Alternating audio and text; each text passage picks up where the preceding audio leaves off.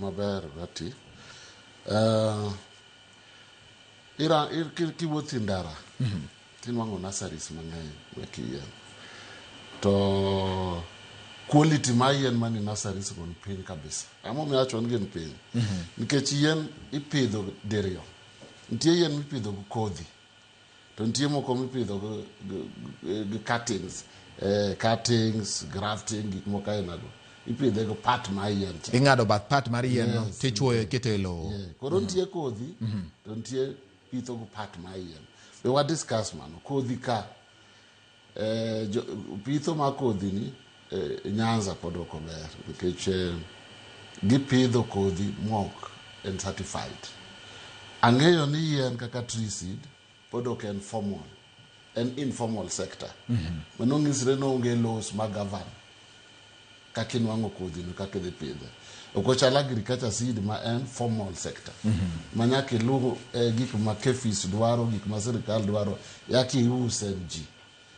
Kothi yendo ng'ata nyalo dhi pono to uso. Koro kanye mwakose. Nikech ok waluw gima waluongo ni genetic diversity. Kodhi mwapidho na kodhi ng'ato dhi okawo kodhi yath achiel to pidhi nursery to uso. Yien kiuso yath achiel mipono kaka mar siala, idhi tikawo siala modongo maber tipidho iketi nursery. Ing'eni pidho siala achiel, igolo kata yien 1,000, iuso ni ji, iuso siala achiel. Manang' matimore, ichal ng'ama okawo nyamingi to miyo ich to nyuolgo. You are in breeding. Onge genetic diversity. Koro kanyo ji nyokonge. Kidwa pidho yien ma kothe ber, nyaka ipon yien gi ken timber trees, tidhi yien moriere.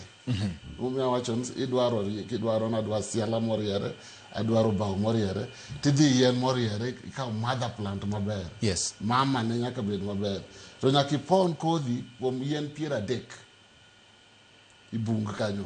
Ok yath achiel, 1, 2, 3, 4 nyaka 30. Aeto ikawo kodhi gi tikiko. Kisekiko gi mane mwacho no, iloso provenance mar kodhi no. Koro ikawo kodhi no tikike. Koro en gi yien 30 mopogre. Ka koro moro nende chiek, moro duong', moro ngu tuo, moro onge tuo. Koro nende kiko gi. Nitie genetic diversity. Koro kanyo ema pod jolony mek kodhi mek yien poko puonjo ji maber. Emi neno ka ng'ato yawo nursery, teno dhi kawo yath achiel moneno kaber, to pidho, then yath achiel ni odwa pogo ne ji 100. Koro inwang'o ni gweng' opidho yath achiel te. Ka tuo biro tang' matimore, yien gi bedo stunted, tuo mako gi tineno ka gituo to githo.